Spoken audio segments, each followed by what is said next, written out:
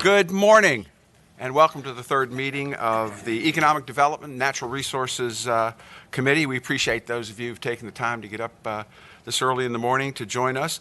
And this morning, we're turning our attention to the natural resources and areas, as we've already dealt with economic development over our first 2 weeks.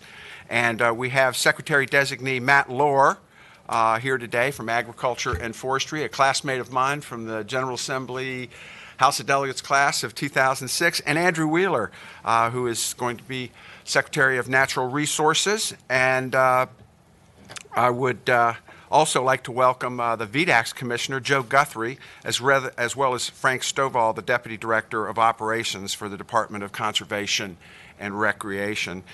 In order to maximize both the subcommittees and the Secretary's time, we will begin with an introduction and discussion of priorities with the Secretary-designees. After both Secretary Lohr and Secretary Wheeler have provided their remarks, we will then turn to the agency discussions. If there are no questions with this approach, I'd like to welcome to the table the Honorable Matt Lohr. Matt, come on up and have a seat. My mask so you can see me a little better, it certainly is. Okay. Thank you. Well, certainly appreciate the opportunity. Thank you, sir. To be before you again, sir. And yes, 2006 was a fun time way back in the day there. So appreciate that. And thanks to all the members of the committee. I think almost all of you have heard me before and know me, so I'm not going to belabor anything. But just this position is a tremendous honor and opportunity to serve the ag and forestry industries here in the Commonwealth, our number one and number three industries, as you well know, the economic impact. I'm a fifth-generation farmer from Rockingham County. I've grown up on a farm and worked on a farm every single day of my life, pretty much. Went to Virginia Tech and spent time as a teacher, and then served in the House of Delegates for 3 terms, and then was the Commissioner of Agriculture under Governor McDonnell, and did some time at Farm Credit, helping them work with their educational components to beginning young minority veteran farmers. And then spent 2 years in Washington running the USDA Natural Resources Conservation Service, which gave me a really good firsthand look at addressing the resource concerns, environmental resource concerns of our farmers and ranchers and private forest owners across the country, and also the experience of running a federal agency of 10,000 employees as well. So I am super excited. As you know, we oversee 3 agencies, VDACs, which Joe Guthrie's here, and I got some of my staff here as well, Charles and Kendra, Department of Forestry, and then the Virginia Racing Commission, which I've had a meeting with their executive secretary last week, and David Lamont, and excited to learn more about how the role that they play as well. So that's me in a nutshell. Again, I've enjoyed my first 2 weeks here, reconnecting with a lot of the stakeholders, working through legislation to help advance Governor Youngkin's agenda. As you know, he's very, very pro-jobs and very pro-stimulating the economy. And of course, most of our areas in our secretariat will be in rural Virginia, which I know, Senator Ruff, you have a very special place in your heart for as well. But really, we're looking to grow the economy and grow the jobs, and really excited to be able to look at the APHID program and continuing that. It's been so successful over the last dozen years or so, and we want to see that continue to grow. And I mentioned at the committee last week, looking through our agencies at the regulations and rules that we have, and see where there's some duplication or redundancy, or even some that are outdated, to try to make it easier for our businesses to operate, our farmers, and the consumer as well. I will mention also a couple of other things that we're excited to work on is our marketing efforts as well, really domestically, to try to reconnect more of our locally grown products to consumers and schools and grocery stores, really emphasizing that, as well as our international trade efforts. There's a tremendous amount of opportunity as well still. I think we're about $3 billion annual in ag exports, but we want to look at ways that we can grow that. And really, the last thing I'll say, as a fifth-generation farmer, I've got 2 kids, and I would love to see one of them one day want to continue in that footstep. But it's tough, as you know, and so how can we take steps to bring in that next generation, whether it's a 6th generation like on my farm or someone brand new to agriculture and forestry?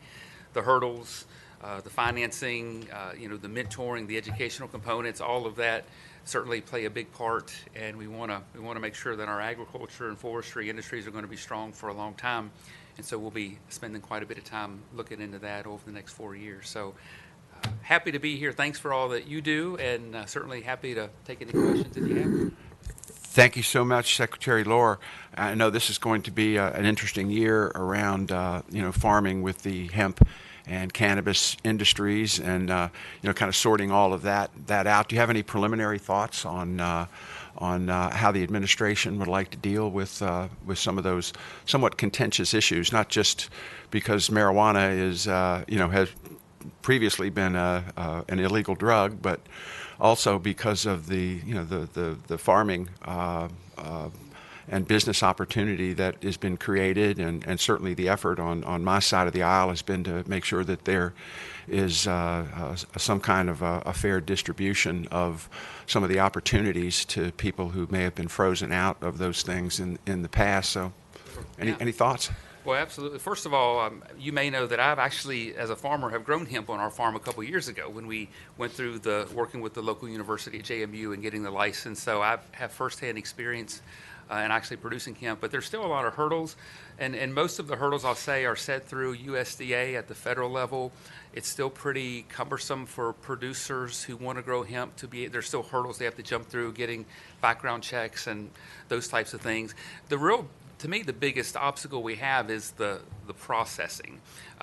We can grow hemp in Virginia, but the problem is making sure we've got enough markets to purchase it, and whether it's CBD or whether it's manufacturing of rope products or plastics or those types of fiber products, is it going to be a big component to seeing hemp production continue to be successful? So how can we encourage the end product users, the processors, in order to have a market for our hemp producers?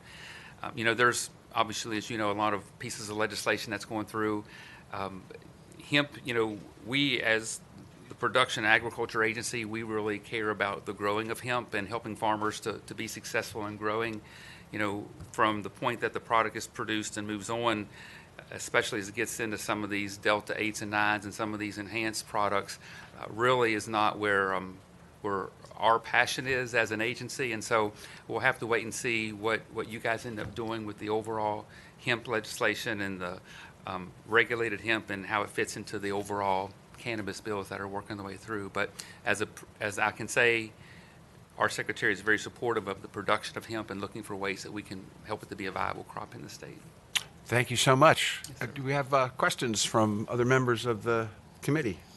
Senator Hanger. Hey, just to follow up on that, Matt, good morning. And of course, Matt and I've been back in the same area and friends for a long time. The only difference between him and me, he gets great publicity back home. They put my name in the paper when I goof up, and he gets great publicity all the time. That happens, Senator Hanger.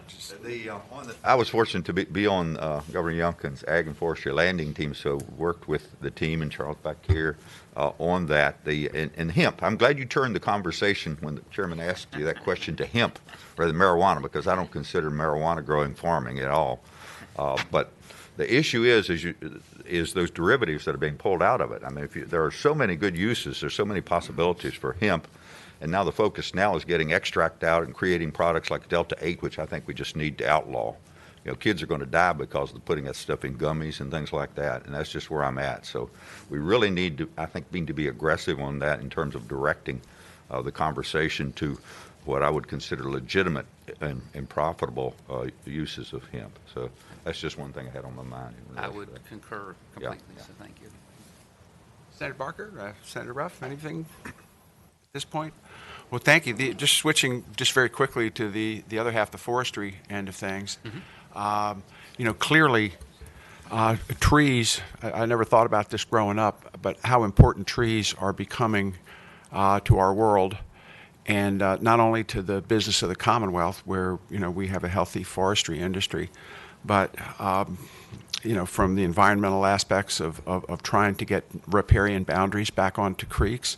And I met with some folks from Salesforce a couple of years ago, a company that's they have a billion tree program, and their very simple math says we used to have 5 trillion trees, we're down to 2 trillion trees in the world, and we need to add 1 trillion back. And when you try to get your hands around 1 trillion and how long it takes to get that many in the ground and how many will fail and who's going to make sure they get watered and what have you, it's very difficult, and we don't want to take agricultural land out of production. So it's a real fine balancing act. But the policies over the next a few years, a few sessions, around how we deal with trees to make sure we maintain our industry, but also keep our environment healthy, is a delicate balancing act. Absolutely, and I completely agree, and certainly working closely with our Department of Forestry. Rob Farrell continues to serve in that position as state forester and just a great advocate. I will say, there's a lot of talk about climate change in the news here in Virginia and across the country, but the ag and forestry industries really have a great story to tell because, as you know, when there's trees growing and crops growing and we're not using we're using no-till when we plant our crops and we got cover crops, that's a lot of carbon gets sequestered. So I think that when we think about these good environmental practices that our farmers and our foresters are implementing, I think there's some added benefits from the environmental aspect, especially as it relates to mitigating climate change. So I think there's a positive story to be told and look forward to being able to work in that space. Well, I hope we can start in a direction where we're adding forest land as opposed to losing it every year. And the alarm bells are starting to go off, and I just appreciate the fact that you're here and that we know and trust you, and that anything that we can do here on this committee, or any of us as individual senators that we can do, please.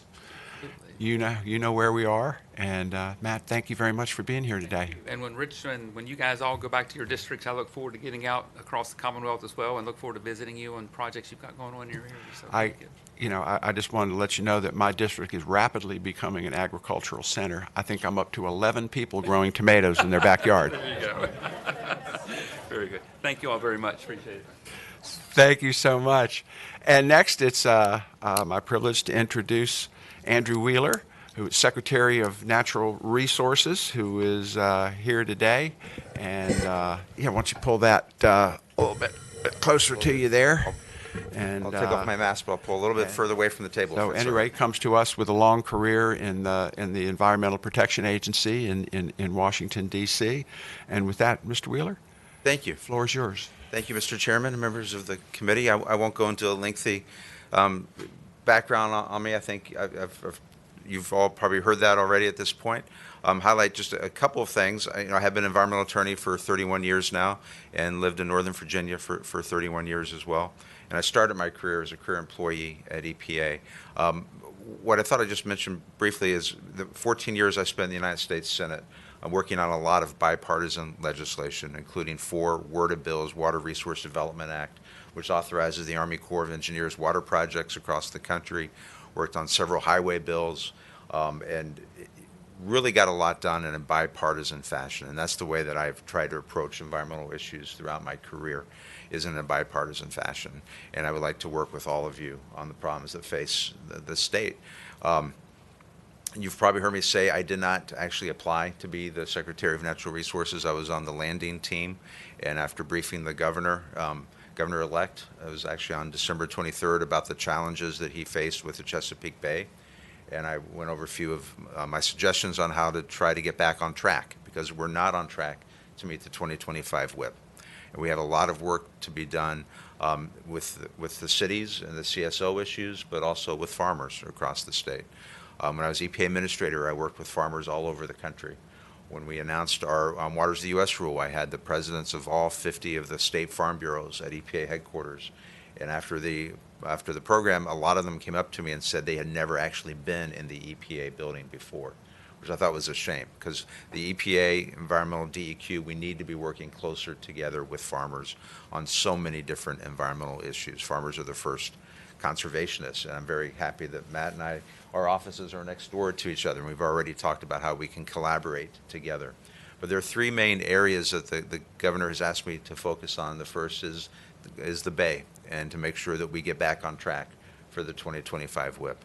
And along with the Bay is the coastal resiliency issue, and I'll be testifying this afternoon in the Senate, I believe the Senate Ag Committee, on a coastal resiliency plan that the governor has in legislation to enact that. I testified 2 weeks ago on a bill to speed up the CSO project for the city of Richmond. And I pledged at that hearing that I would work with the city of Richmond.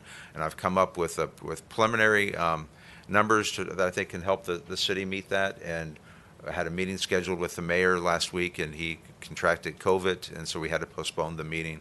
But I'm looking forward to sitting down with the mayor of Richmond and work through how the state can help the city meet their targets for the CSO numbers for the city.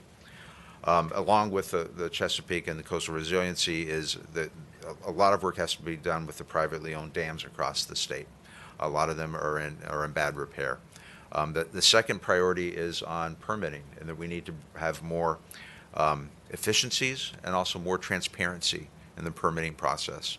And this is something that I worked on in the U.S. Senate through the highway bill, where we worked to get all of the agencies at the federal level who have a role in permitting at the table at the same time, so that you have all the agencies working on the permitting instead of one agency and then handing it off to the next agency. We have a very lengthy period. We try to get them all to have one set of timetables to help projects, but we also have to be more transparent to the public in Virginia about the status of permits. And then the third area that I really want to focus on is increasing the outdoor experiences for all Virginians. I'm an Eagle Scout. I'm an avid hiker, camper.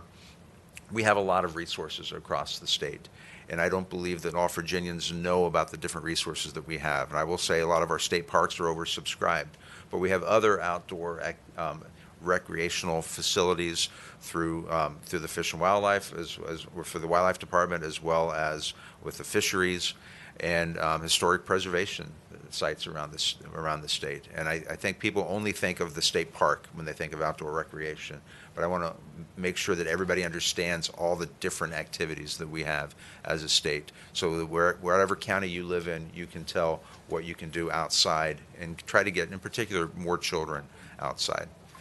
One thing that, when I was EPA administrator, I read in the news a report of the superintendent of the Smoky Mountains National Park, and he was taking African American. I think he was the highest ranking African American in the Park Service at the time. He was taking inner city youths out into the Smoky Mountains, and I cold called him. While I was traveling, I was actually driving. I was being driven in a car, and I cold called him and said, "Hi, I'm Andrew Wheeler, EPA Administrator, and I'd love to work with you on that to get children out in the parks."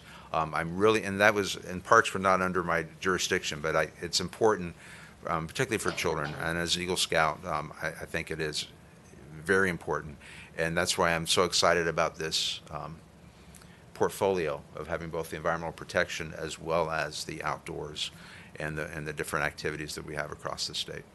So those are the three general areas that the governor has asked me to focus on. There's a lot more that I think needs to be done, and that I'm more than willing to do. Thank you. Thank you so much, Secretary Wheeler, for those remarks. On the Bay, what's your understanding of the situation right now on the Conowingo Dam on the Susquehanna? That is, it is a dam that has been there for quite some time, and the sediment has clogged it up pretty badly, and my understanding is at times it washes over. What is your understanding of where that is and how it impacts the Bay? It certainly impacts the Bay, and I will have to say my information on that is a little dated. I worked on that as EPA Administrator with the state of Maryland. Worked with them on a WIP just for the dam itself, and the state of Maryland sued Constellation Energy over the dam, and we provided some technical resources and technical expertise to help them. That is a huge problem, and the overflow from the dam is contributing quite a bit to the Bay, and it does need to be addressed. Okay, thank you very much. Other questions from the committee? Senator Hanger. Just to follow up on that, Mr. Chairman, I've served on the Bay Commission for a number of years, and we followed that closely, working with Maryland and Pennsylvania. And of course, it's been like a BMP because it's catching all the stuff coming out of Pennsylvania and Susquehanna that otherwise would flow on down into the Bay. But I just this past week, Governor of Maryland was supporting Maryland funds to help pull some of that stuff out of there. So that was an interesting development that they would do that. So some of us have thought for a long time that you just need to come up with some methodology to pull that sediment out there where it's being caught, rather than that float on down the river. So that would really help us all out if they could do that. I misspoke. I said a WIP. It's actually a TMDL for the dam. Yeah, Yeah, it is. Yeah, I understand it's a multi-billion-dollar job to to completely clear it out. But if we can keep up with it, to keep it from. Well, we're spending multi-millions and billions on this, Yeah. so just as well do that too. Yeah, there you go. As administrator, I got over $500 million for Bay projects around the different states, and a commitment for $1 billion for the state of Virginia through the Newport News project. They've accessed 220 of that billion, but they still have access to the remaining 800 million when they need it.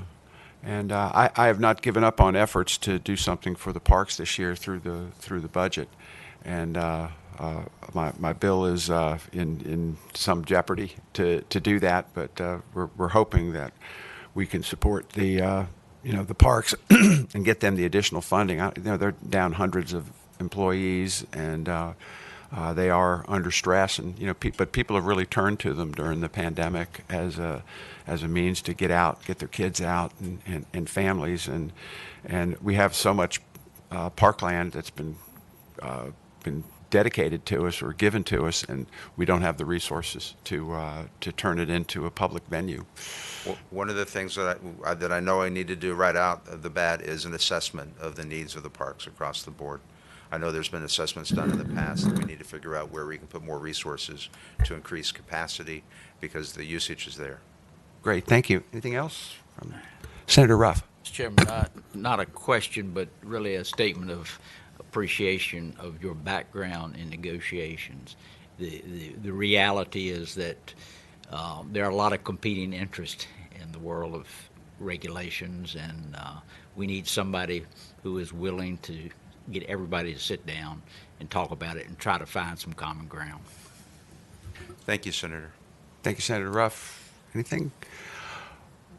No questions today. I've met with him, so we've talked a good bit on things. So Great. Well, Secretary Wheeler, thank you so much for being here with us today. We truly appreciate it, and we'll now, I guess, move on and talk to the folks who are running the agencies that you're going to be exercising supervision of. So thank you so much Thank you, for Senator. being here today, and Secretary Lohr also to you. So please, you're welcome to hang around and hear what your folks have to say. Thank you, and I'm turning it over to people who are very knowledgeable and have done a great job in running the agencies. Okay. Thank you. Well, good deal. I think next on the agenda is Joe Guthrie, who's the Commissioner of the Virginia Department of Agriculture and Consumer Services. Good. Gentlemen, it's a delight to be with you this morning. This is actually my first opportunity to testify before any committee as Commissioner of VDACs. So it's quite an honor for me to be with you this morning. So please tell us a little bit about your background. Happy to. Yes, sir. Thank you. So not too much different from what Secretary Lohr mentioned. Also a farm background. Mine is a sixth-generation farm. My children are the seventh. Pulaski County, where we have beef cattle on our farm. Graduate of Virginia Tech and Massey University in New Zealand with degrees in agricultural economics from both.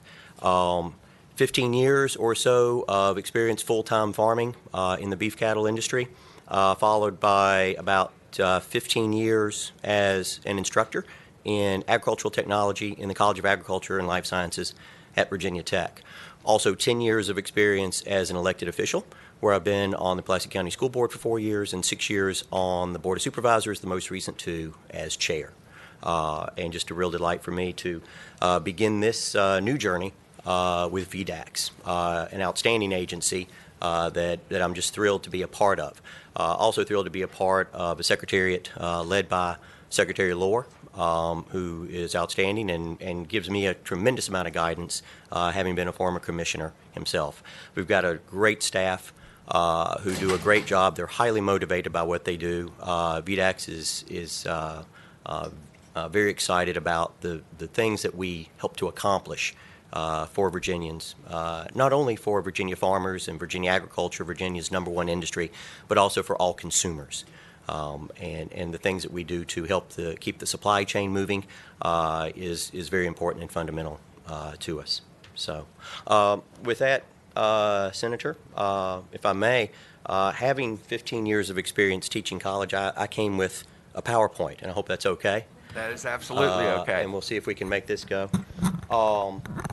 VDAX, Virginia Department of Agriculture and Consumer Services, founded in 1877. I could gloss over that and move on, but I'm not. If I could just contextualize for a moment, Senator, what 1877 means, because in studying history, what I have found is that things really don't happen randomly. They happen for a purpose. And if you think about 1877 in Virginia, what do you think about is Virginia, a state that was founded on agriculture, had been through 4 years of devastation in a civil war, followed by 12 years of the Reconstruction era, which ended, of course, in 1877 with the first year of the Rutherford B. Hayes administration. And this General Assembly founded an agency with the purpose of helping to ensure that Virginia would no longer again experience widespread hunger and starvation, which had been a tremendous problem during that era for that entire generation. An abundant, reliable, and safe food supply is the fundamental need of any civilized society, particularly an urbanized society. And not to overstate the place of VDAX, but without that abundant, reliable, and safe food supply, nothing else that we do really matters all that much. So again, let's just look a little bit more at VDAX, what we do, and how we do it. I am the 18th commissioner of VDAX, and in those 145 years, we've got about 60 laws and corresponding regulations that we administer, 569 FTEs. When we say numerous seasonal workers, about 200 part-time workers join us during harvest seasons and other times when we're particularly busy. Our agency mission is to promote the economic growth and development of Virginia agriculture, provide consumer protection, and encourage environmental stewardship. And we try to do all of those equally well as part of a three-legged stool, never overlooking the fact that in addition to our agricultural component, we've got a very strong need for consumer protection, and we're very interested in making sure that our natural resources are conserved and sustained, at least as well as they are now, for the next generation and generations to come after that. So budgetarily, where are we at VDAX? A budget of approximately $82 million. Little under half of that comes from general fund. If you add in our federal funding, almost all of it from USDA, we're up to almost 2/3 of our budget. The other 1/3 is in other comes from other forms, user fees, into commodity boards, and other things that we collect. So about half from the general fund. Again, throw in the federal, we're about at 2/3, and about 1/3 from other sources that are dedicated to certain purposes. Our major programs and areas in VDAX, we're going to start with what we call APHIS, our Division of Animal and Food Industry Services. It may be the one that you're most familiar with us. Our laboratory services, veterinary, we have 4 vet labs around the state in Warrenton, Lynchburg, Harrisonburg, and Wytheville. Meat and poultry inspection, making sure, again, we have a safe food supply there, and food safety, and also dairy inspection. Our Division of Commodity Services, that's where we do grading and inspection, things such as grains and soybeans. I was just at the VDAX facility in Chesapeake last week, talking to those good folks there. They're the ones that make sure that before grain gets onto a ship, it's thoroughly inspected, both for safety and to make sure that it meets the quality standards. Without them, the ships don't get loaded. And if you want to talk about supply chain and supply chain issues, this is a fundamental link in our supply chain, and VDAX has to be a part of that. Again, if we're not doing our job, businesses cannot run, because by law they have to be inspected. So peanuts, poultry and eggs, fruits and vegetables, livestock, all of that comes through with some sort of inspection or grading. Our Division of Marketing and Development is an area that we try to promote and get better prices for our Virginia farmers for many of their products. We do both domestic and international marketing. The Secretary spoke briefly to you before about increasing our exports. We're very interested in that, but we're also very interested in increasing our domestic sales as well. As part of that, we have the APHID program. And we're looking for additional funding for that this year. That's been a very successful program in helping to build agricultural-related industries, particularly in rural areas. We also do farmland preservation, food distribution, and our market news. In consumer protection, we have a myriad of things that we cover there. Everything from pesticide services, plant and inspection. We have the seed labs, weights and measures. You're probably familiar with the division of weights and measures being with VDAX. And we have feed, seed, and fertilizer sales. And we also have charitable and regulatory programs, including things like charitable gaming that we have. So we get a little bit outside of the realm of agriculture there, but we stay in the realm of consumer services, which is, again, another important part of the agency. Our other program areas, we have the Milk Commission because of how we have the milk quota set up in Virginia, industrial hemp, our wine distribution company, and our Ag Council. So as for our agency priority areas, as a lot of agency heads, I'm sure, would tell you, probably our top issue or a top issue is to address our recruitment and retention, particularly in technical positions where qualified individuals are often difficult to find and are in short supply. And these are critical to supporting private industry. As we discussed a few minutes ago, the businesses cannot run if they are not inspected. So we've got to have these folks on site. It's not something that you can do by telework. Probably the top priority for us there is with our veterinarians, and also meat and poultry inspection and commodity graders is our big one. We've got IT listed in there too. We're currently running at 50% vacancy in our IT staff in VDAC. So it's a real concern for us about addressing our recruitment and retention for technical positions. Also looking at how we can better integrate technology into public-facing transactions, such things as online permitting, renewals and payment processing, to streamline that process to save both us and our stakeholders time and funds. We also want to make sure that we align all of our agency programs with Governor Youngkin's priorities for economic development, job creation, and regulatory reform. And we're working on that now since the beginning of the new administration. We mentioned APHID a moment ago. We're looking at budgetary increases for that because that's been such a powerful program helping us to build infrastructure for agriculture and agricultural support industries, as well as in the forestry industry as well. And it's very well utilized by my colleague Rob Farrell in Department of Forestry. Also looking at what we can do to increase international trade. Virginia, of course, has the world's best port, and we have agriculture right here. So we have the perfect mix that we need to bring in international trade and increases prices for our growers and also provides a stronger economy for Virginia overall. Virginia's Grown and Virginia's Finest. Hopefully you're familiar with those programs. Virginia's Finest is probably the better known of the two. That's more of our processed foods, whereas Virginia Grown is more of the unprocessed foods. And we're looking at rebranding, what we can do about increasing marketing for those, again, as we seek to find better revenue streams for Virginia farmers. And we're really excited about what we can do. Look for us to be doing some rebranding and bringing things out to the public on that soon. And we're also reviewing agency regulations. As you know, a priority for Governor Youngkin is a reduction in regulations. Now, we acknowledge a need to make sure that we have all the regulations in place that we need for consumer protection. But at the same time, if we can streamline those or find areas where they are redundant, we're looking to do that. And we've got a bill, an agency bill, that's looking at that now in the grocery industry and permitting.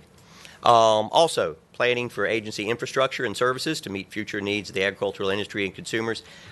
We need to protect our plant and animal industries from pest and disease. We've been working very diligently recently on highly pathogenic avian influenza, which has been found in some waterfowl, and making sure that that doesn't spread into our poultry populations for our farms in Virginia, working with Department of Emergency Management on that as well.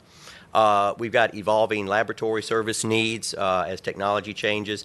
Supporting our meat processing and dairy sectors, a lot of discussion recently about what we can do nationally and in Virginia on meat processing facilities. And we're looking at that very closely as well. That might tie in with APHID as well as with USDA funding.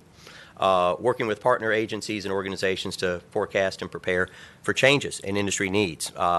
Senator, you brought up a few minutes ago one of the biggest changes that's going on in agriculture right now, and of course that's the emergence of the hemp industry and where we are on that, how that would be regulated, and what role VDACs would play in that, along with what role would other agencies or control boards do with that as well. That's what I've got for you. Surprisingly, although I have 15 years in teaching in which I'm allowed to speak for 50 minutes without interruption, I actually have come to the end of my presentation, and I'm not going to give a quiz. So I'll just hand it back over to you, Mr. Chair. Well, thank you very much, Mr. Guthrie. We're looking forward to to working with you, and it is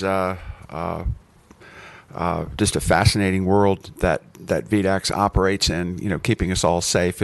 You're kind of the unseen hand of making sure that Virginia is safe and bringing these industries together to make sure that their products are things that will work for us. And I can't welcome you enough to the agriculture community here. I'm on the Agriculture and Natural Resources Committee, and spent a lot of time, speaking with the director. So that will help. I will say one thing.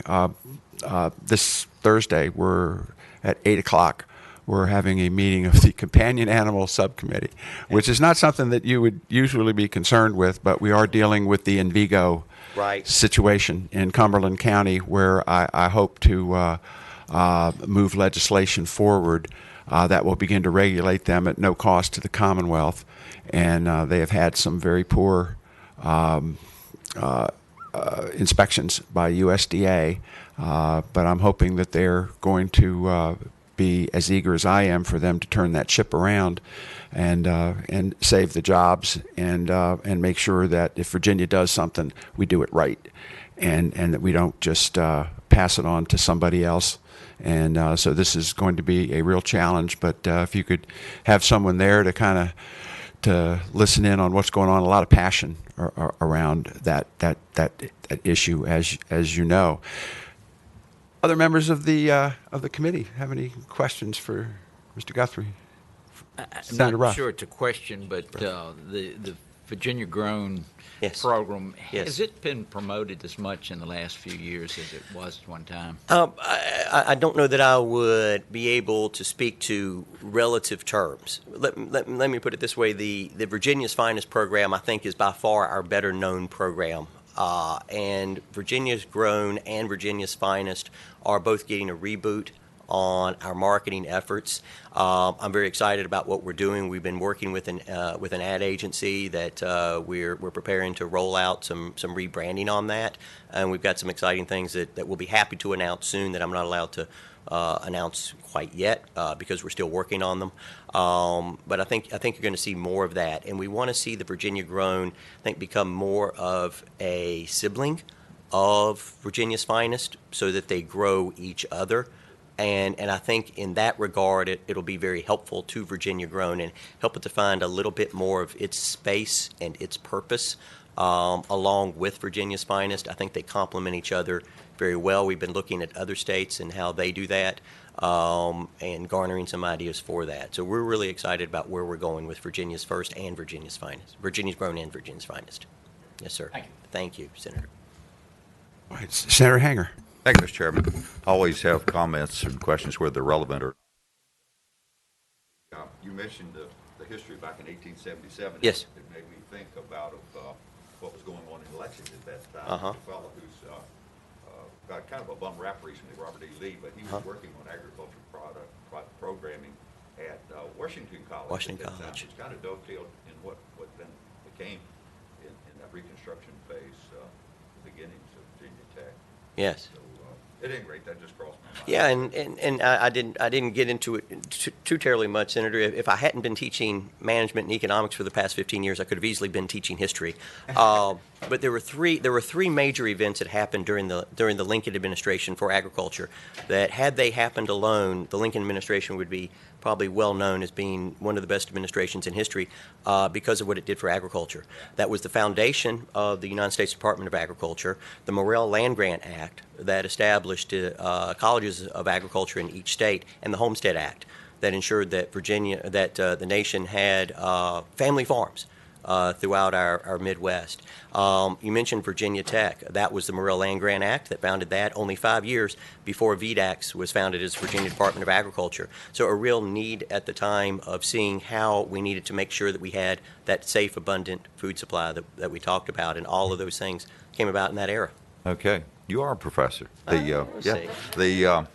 More relevant, just quickly, import. I guess there's pressure on farmland and forestry land now, and one of it's coming from the deployment of solar. Sure. Seems like, in your position, we need really to somewhat inventory statewide our important forest and farmland, and put some emphasis to help our local governing bodies make sure we're putting our best effort forward to preserve those lands, rather than allowing a lot of conversion unnecessarily. I can tell you that VDAX was involved in a conversation with Delegate Kilgore last week on that very topic of mapping prime farmland, and one of the objectives on that was to do exactly what you're saying, which is to give localities an idea of where prime farmlands are as part of their decision-making process.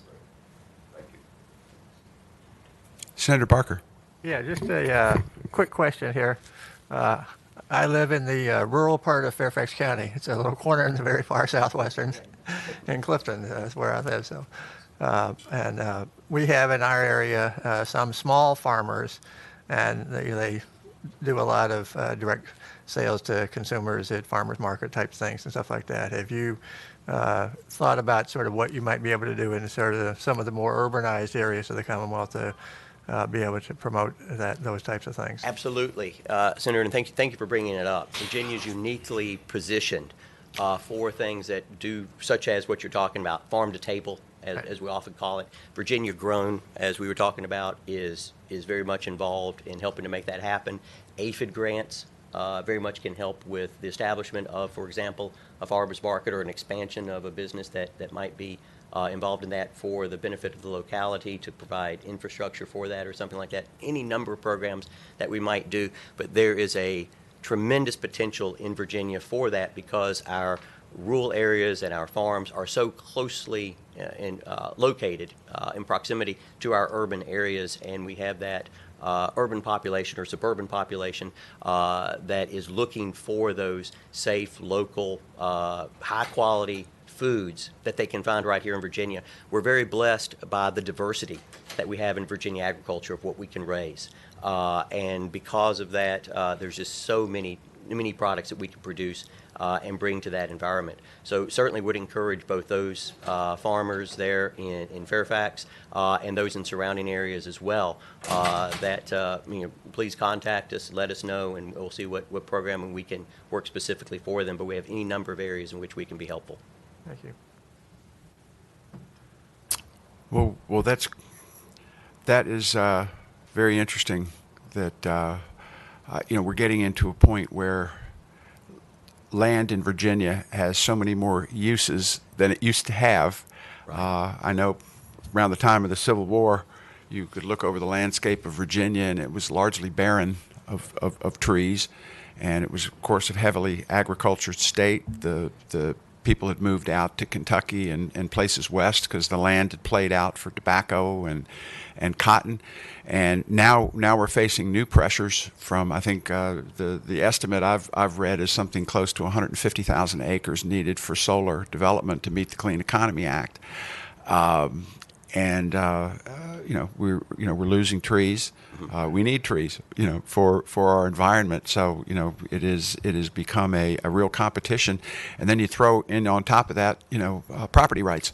Right. As to what somebody wants to do, with their property, and it becomes a very complex puzzle that we are hopeful that you can help guide us to sort through these coming years where we'll be competing over very scarce resources, which is our land and our forests and our waters and our need for green energy. And I think there's a sweet spot in there somewhere.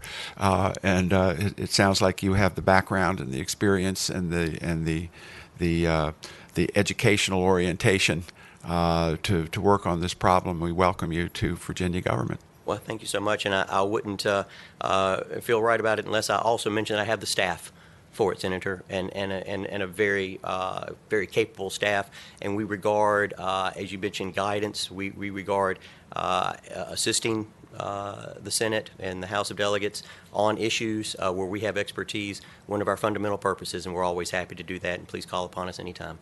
Thank you so much, sir. So much. Take care. Thanks for Appreciate being you. with us today. Thank you. All right. Our next guest is Frank Stovall, Deputy Director of Operations for the Department of Conservation and Recreation. And we have, if you could, Mr. Stovall, if you could introduce yourself and welcome, and the other gentleman here who is with you, and tell us a little bit about yourself and what you have plans for DCR. Absolutely. Thank you for having us this morning. It's good to see all of you again. Senator, I have to comment on your tie. Senator Ruff is wearing the Yorktown tie, and for the past 4 years, I worked for the Jamestown-Yorktown Foundation before joining DCR. Daryl Glover is here with me. He is the Deputy Director for Dam Safety, Floodplain Management, and Soil and Water Conservation. And so we're going to go through... Mr. Powell will catch up with us. We're going to go through our presentation for you today. And I also want to introduce Laura Ellis, who is our Acting Director of Finance and Administration, and Dr. Melissa Baker, the Director of Virginia State Parks. I brought an army with me today because I've been in this role 9 weeks. So there's a lot that I don't know, but these three do know.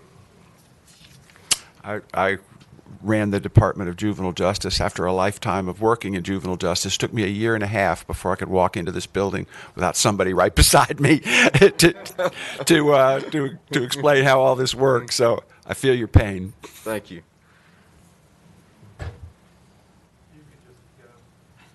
Okay. The first slide that you'll see in a minute that I think is also in your packet. Our department works diligently to protect the things that Virginians care about: open space, clean water, natural habitat, safe infrastructure, and access to the outdoors. The introduced budget provides resources to accomplish these shared goals and objectives.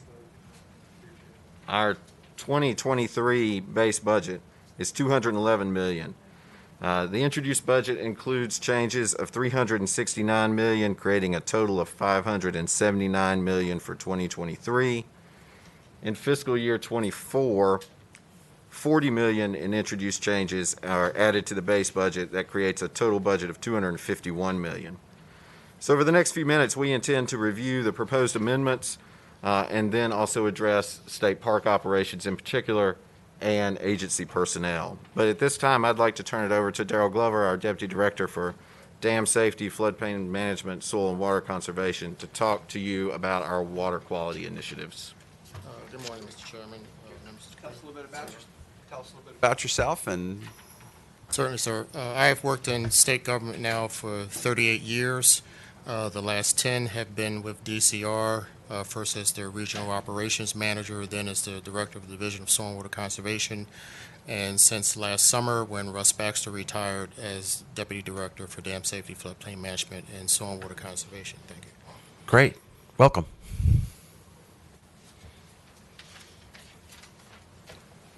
Mr. Chairman, in addition to the main agricultural B&P cost share program, or VACS, every year when funding is available, we like to have a number of what we call carve-outs. These are to either initiate or continue special initiatives that will help us to achieve our WIP and other water quality goals by promoting certain activities. And if I may, Mr. Chairman, I will briefly summarize each of these carve-outs. The first is for $8 million for the Small Herd Initiative. As many of you know, we have been emphasizing livestock stream exclusion for a number of years now, thanks to the 100% SO6 initiative, which began as a pilot project in FY13 and became a main part of our program in FY15. We have implemented around 2,300 livestock stream exclusion practices across the state for a total of about $92 million, resulting in 9.2 million linear feet of stream banks protected and over 100,000 animals, mainly cattle, excluded. The VAX program is intentionally designed to be cost efficient, meaning that larger operations, more acres, more animals are always going to score higher with regards to a cost share application. So we came up with the Small Herd Initiative specifically for small operators, small herds of currently of 20 to 35 head, and consistent with the Bay Bill that was adopted last year. But we're looking at expanding that to 49 head because based upon the ag census, there are a number of small animal operations. And this funding, which would be non-competitive, first come, first serve, at $25,000 per operator, which may cover 100%, maybe not, depending upon the specifics of their operation, in order to get their streams excluded and alternative water systems provided to them. The next is the Conservation Reserve Enhancement Program, which is the oldest streamside buffer program in the state. It is a partnership with the U.S. Department of Agriculture, Farm Service Agency, and Natural Resource Conservation Service. This $6 million would enable the state to increase our match from 35% to 50% to better promote forested buffers along our stream sides. And it would be for the entire Barrenium, as would Small Herd in most of these.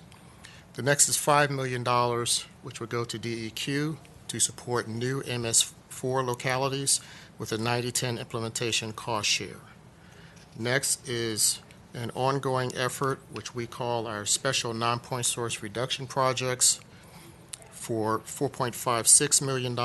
This is for livestock, this is for litter transport, poultry litter transport, which we have a considerable commitment to meet the Chesapeake Bay WIP of 89,200 tons per year, mainly out of the valley, but also out off the eastern shore, to other areas of the state that have low phosphorus soils and can receive it. It's a very economical alternative to commercial fertilizer. Commercial fertilizer costs have skyrocketed during the pandemic. And we are trying to enable more and more operators to use poultry litter and get it to them as an alternative. It is also for nutrient management planning.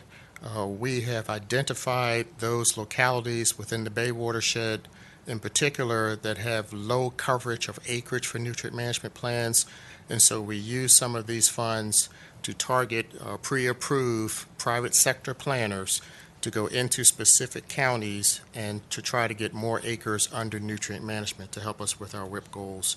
And also for resource management plans, which of course is a certainty program that will protect farmers that participate and fully implement the program from WIP-related or other water quality regulations. Next is a program for urban and small BMPs. This is run by the Virginia Association of Soil and Water Conservation District. It is not a DEQ program. They founded it, they developed it. It's been highly successful, called VCAP, and they are looking to increase their funding for that program to meet greater demand. There's also programs for the Department of Forestry, including the Virginia Trees for Clean Water. This is mainly for urban areas in order to provide trees which will improve quality of life, will help with temperatures, temperature pollution, if you will, in urban areas. Next is the Clean Water Financing and Assistance Program. This is basically the SLAF fund, which has been ongoing for a number of years. Then we have the Shenandoah River wants to do a harmful algal bloom study. That's been a concern for a number of years, particularly even by EPA with regards to just an ongoing problem with algal blooms in that area. Mr. Glover, Yes, sir. if I might interrupt for just a moment, one of my great interests is getting riparian coverage for our streams, for for nutrient management and for providing shade so fish stocks can be healthier and what have you. How big is the problem of you put in a riparian boundary and flooding wipes it out? Are we fighting a 2 steps forward, 1 step back battle, or are we doing better than that? I mean, how would you say that's working? Well, not with respect to the trees, but with respect to the fencing.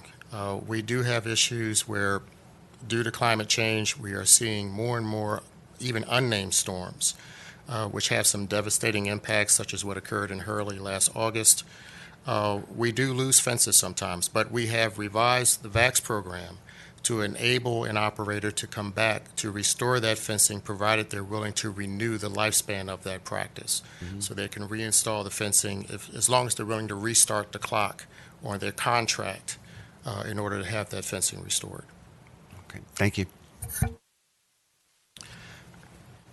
The state wants to set a good example with regards to the watershed implementation plan, and so last year a state lands whip was developed with DEQ and DCR and other agencies.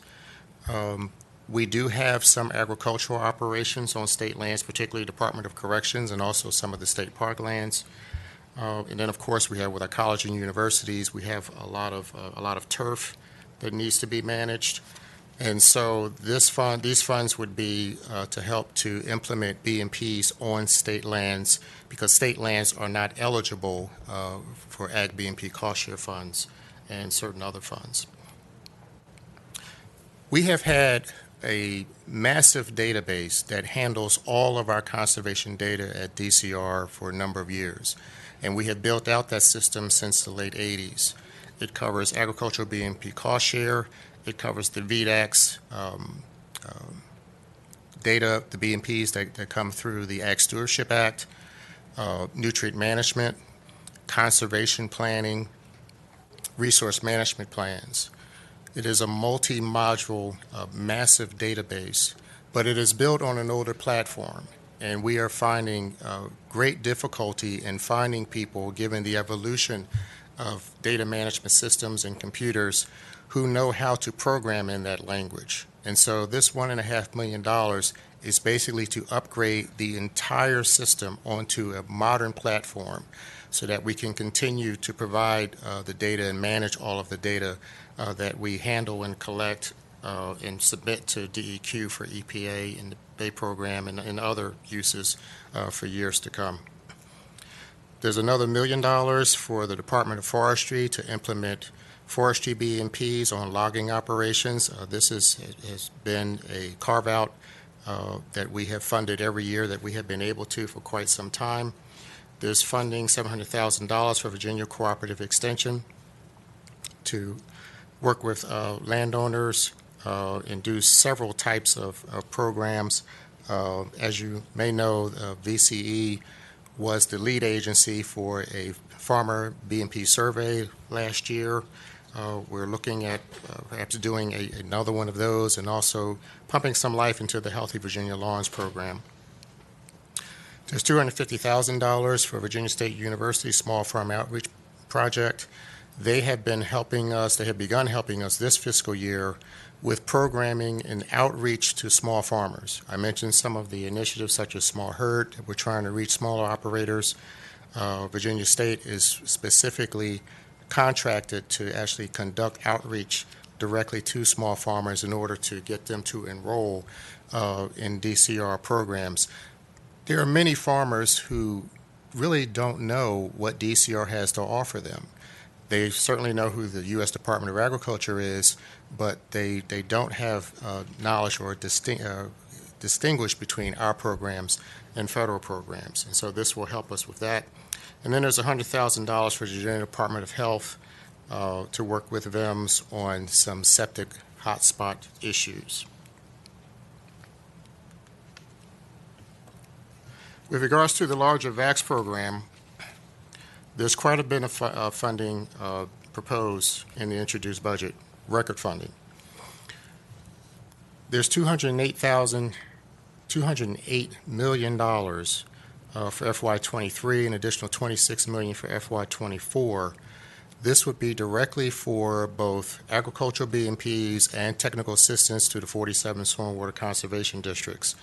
The introduced budget also includes $38.3 million for the WQAF reserve to go along with the existing balance of $33.8 million, which is also a record, will also be a record. However, what I'd like to point out is that FY23 would be the first year that the state share of the Ag Needs Assessment has ever been fully funded.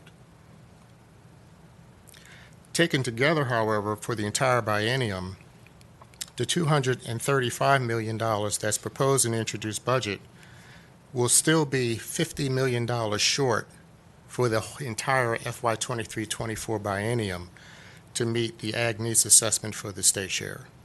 So even though this is record funding, it would really only fully fund the Ag Needs Assessment next year, but not in FY24 as currently proposed. As you know, most of the funding for Ag BMPs is as a result of the Water Quality Improvement Fund deposit, which rolls into the Virginia Natural Resource Conservation Fund. This is mainly funded by budget surpluses from 2 years prior. And so there's been a considerable fluctuation in the amount of funding. And even though we have had some generous increases in cost share and technical assistance funding over the last few years, since 2017 specifically, still what's proposed for FY23 is far and above what we've ever received. And again, the first year that the Ag Needs Assessment would be fully funded.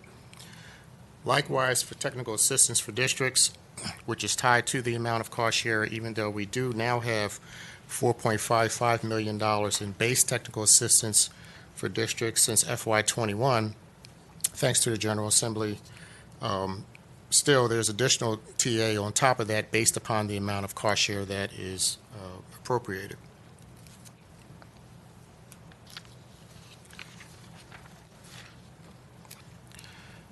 We also are asking for some additional funds for the Dam Safety, Flood Prevention, and Protection Fund, an additional $20 million. Due to efforts by our staff over the last 20 months, we have discovered and cataloged over 1,000 additional dams that were never in our inventory before. These dams are unregulated currently. We have begun to conduct outreach to those dams that we feel are high hazard dams, meaning if they fail, there would be loss of human life and or significant infrastructure. Within these newly discovered dams, there are roughly 400 additional high hazard dams, which will more than double the number of high hazard dams that we now have on record to over 750 out of the 2,663 dams that we now know exist in Virginia that are regulatory size. This money would help us for those private dam owners. We're not talking about district dams, but for those private dam owners, this would help them if they are willing to cooperate with us to get some financial assistance to get their dams up to code. And then finally, as you know, there's a lot of discussion about the Community Flood Preparedness Fund. There's $85 million appropriation that is provided should the state decide to withdraw from the Regional Greenhouse Gas Initiative. This would enable us to continue to provide assistance, not just in the coastal area, but across the state for flood resilience. And of course, the dams that I mentioned have a lot to do with flood resilience, particularly in the inland areas. Mr. Glover, yes, sir. Pardon me, but do you have a breakdown of which dams are, excuse me, earthen, which are coal slag, which are concrete, and The ones that are regulated, we do have. We are still working through the newly discovered dams. And which category of dam, creates the most hazard? The high hazard dams, which tend to be older, many of the flood control dams that were built by the federal government, for example, particularly district-owned dams, were built in the 50s. And what has tended to happen, mainly due to climate change, as precipitation patterns have changed, the design flow, the design capacity of the dams that would be fully adequate for a 100-year storm in 1955 are no longer adequate in 2022. So that's what we're finding. We're finding inadequate spillway capacity.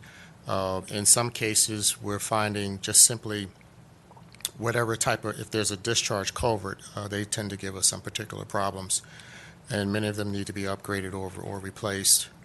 But our biggest concern are these newly discovered dams and all of the high hazard dams.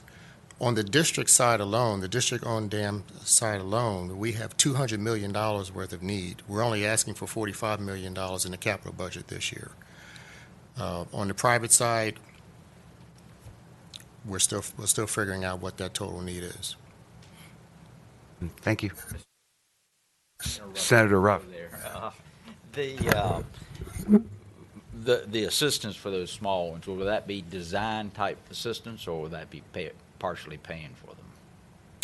Paying for the engineering studies, there can be some money to help with construction. Some of this will be matched to federal funds. We do expect a significant amount of infrastructure bill money, but we have yet to find out how much that will be or what the rules will be, whether it'll be matched, whether it'll be competitive. That we still do not know. But these funds will help us for any match that is needed. That concludes my remarks. I'm done, sir. Turning to the land conservation funding in the introduced budget, there's $20 million in the first year and $10 million in the second year for the Virginia Land Conservation Fund, and then $1.8 million of general fund and $1.9 million of non-general fund each year for the Virginia Outdoors Foundation. The management and operation of our state park system is a critical piece of the services that DCR provides to the citizens of the Commonwealth. Our Division of State Parks maintains and operates 41 state parks. They protect and provide access to over 75,000 acres of, and I'm a little bit partial, but 75,000 acres of the best shorelines, vistas, mountain streams, and trails, and outdoor experiences that you can have in our state. We're also responsible for the maintenance of over 1,400 buildings. These range from cabins at Douthit to picnic shelters on the beach at First Landing. Many of our structures are historic in nature, some as old as the 1700s, and many built by the Civilian Conservation Corps in the 1930s. So the map in your books and on the screen shows you the location of our 41 state parks, which are in green, and then 3 properties that are being held in kind of a land bank status for future parks development in white. Those parks being held for future development are the Sweet Run property in Loudoun County, the Middle Peninsula property in Gloucester County, and the Mayo River property in Henry County, which is adjacent to the already developed and open Mayo River State Park in North Carolina. Those 41 state parks generate 53% of their operating budget through multiple non-general fund revenue services and programs. In fiscal year 21, those programs generated nearly $33 million. That's a 45% gain from the previous year and is a 33% increase from a more normal fiscal year, which would be fiscal year 19. And so when you look at these numbers, you can really see the impact that the pandemic has had on our fiscal operations over the past 2 years. So let's just look at the first 3 line items. These are our overnight accommodations line items: camping, cabins, and reservation fees associated with those rentals.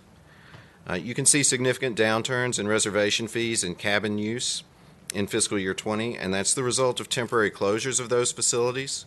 And of course, there's minimal impact on camping because camping is more of a self-contained experience. And then you see an explosive growth of 80% as we were able to open our cabin operations back up across our state parks. And we opened those safely, and we opened those to a public that was really seeking a safe way to travel and to recreate. But the real financial question that we have going forward is, where does this growth level off? Do we continue to operate at these high occupancy rates for a few years? Or as travel returns to normal, do our numbers fall off just as dramatically? It's really too early to tell, but we do not feel that the non-general fund revenue generation at this level is sustainable with our current staffing and with the condition of some of our properties as competition for tourist dollars intensifies. You can see similar patterns in our parking fees and merchandise sales, and you can see decreases in food and beverage and swimming. Those are services that were more heavily impacted by two things over the past couple of years. One, public health actions, and two, the challenges with recruiting and retaining the wage staff that operate those services. This chart depicts state park visitation over the past 3 years. The blue line represents 2019, orange is 2020, and gray for 2021. As expected, our most popular months are the summer season, May, June, July, and August. You can see visitation spikes in 2020 and 21 as many of our parks saw higher than usual visitation, as did all of our public lands. We welcomed 7.9 million visitors to our state parks in 2021. That's a 15% increase compared to 2019. The introduced budget includes $6.9 million over the course of the 2 years in budget operating amendments. Since they all address personnel in some form or fashion, whether they be adding to existing personnel in areas of critical need or staffing previously approved facilities that are soon to come online for public use, I'm going to address them later in the presentation when we talk about agency personnel specifically. But I thought it would be useful for you to have in your book this list of the budget amendments in this format. The introduced budget also includes significant capital funding to support Virginia State Parks. These projects include $22.3 million to address shoreline erosion at 7 state parks. Those are Claytor Lake, Stanton River, Occoneechee, Lake Anna, Smith Mountain Lake, as well as some of our parks that front large rivers, including York River State Park and Leesylvania State Park. $20 million to support the rehabilitation or construction of facilities that generate or support the collection of non-general fund revenue. As a reminder, that non-general fund revenue makes up 53% of our state park operating budget. Out of all of our state parks, Westmoreland has the most significant erosion problem as parts of that park are falling in to the Potomac River. The introduced budget includes $6.6 million to address the replacement of structures at Westmoreland that are being lost to erosion, that are no longer safe to operate due to their proximity to the shoreline or condition, or are needed to support relocating park services and amenities. There's $5 million to support the restoration and opening of the Green Pastures Recreation Area. This area near Douthit State Park was one of the few areas that allowed African Americans the opportunity to participate in outdoor recreation activities during the years of segregation. And we intend to reopen that facility in partnership with the U.S. Forest Service and the Department of Agriculture.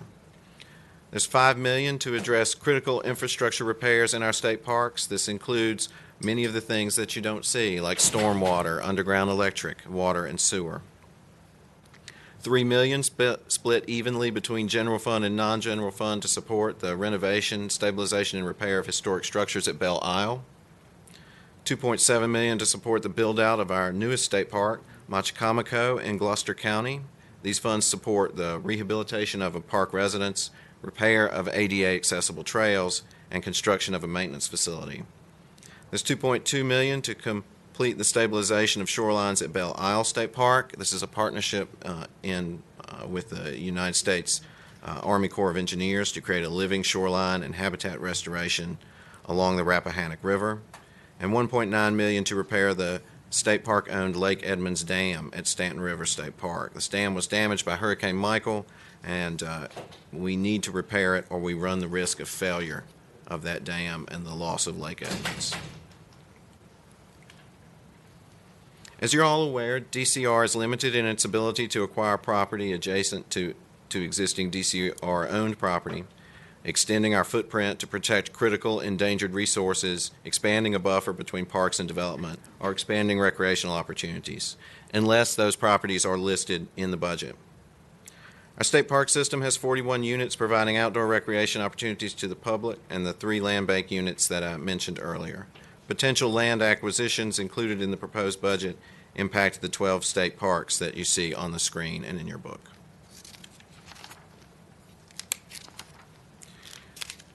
We also have a similar portion in the budget that addresses. Mr. I was just going to say, this is my favorite part of this committee right here now, but we're going to have to push it along a little bit to get to the committee.